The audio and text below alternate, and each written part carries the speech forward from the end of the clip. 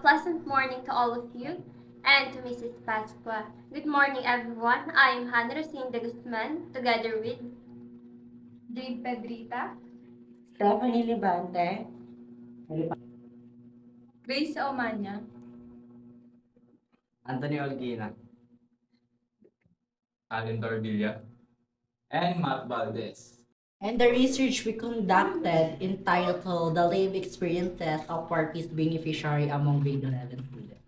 And in this research, we found three problems, which are what was the beneficiary life like before they became recipients of the Purpose program? Number two, how do Purpose beneficiary value the financial help be given by the government?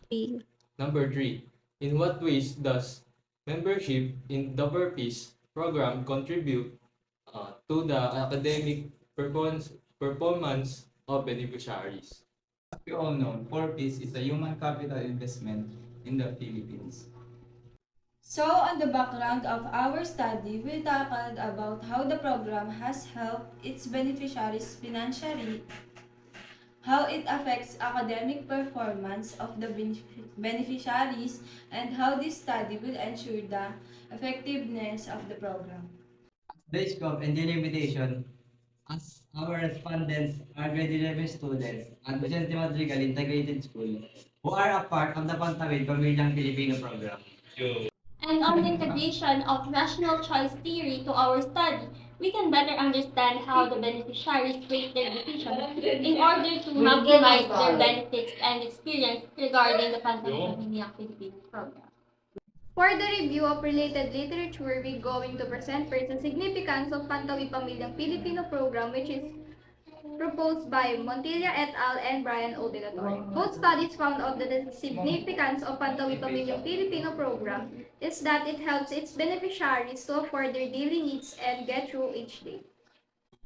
And on the second review of related literature, we present to you the conditional cash transfer on students' achievement, which is proposed by Urba and Dubois et al. And on the first study, we found out that the students who are part of the program scored significantly higher than those who did not receive the program. And on the second study, we found out that Pantawid Pamilyang Filipino program has made an increase in the enrollment numbers of students in all grade levels. For our research design, which was a descriptive research framework for us to collect accurate information, making it easier to thoroughly analyze all the different factors and highlight the distinctive aspects of the main problem.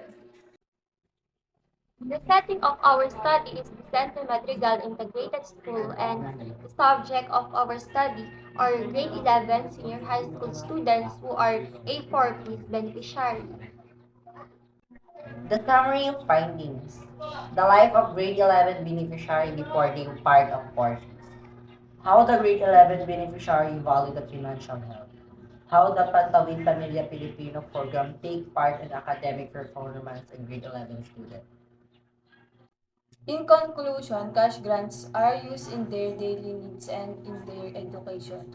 Moreover, being part of the program has forced them to do better academically. Recommendations. To support the needs for the betterment, the beneficiary should look and sign up for other program that will benefit them financially. The student should seek this opportunity to get a scholarship for them to have less fee for education. Once again, my name is Stephanie B. Libante. Grace M. Omania. Anthony Olguina. Alin Torvilla, Matt Valdez. Jade Pedrita. And I am Hannah Rosine de Guzman, and that is all for our defense. Thank you.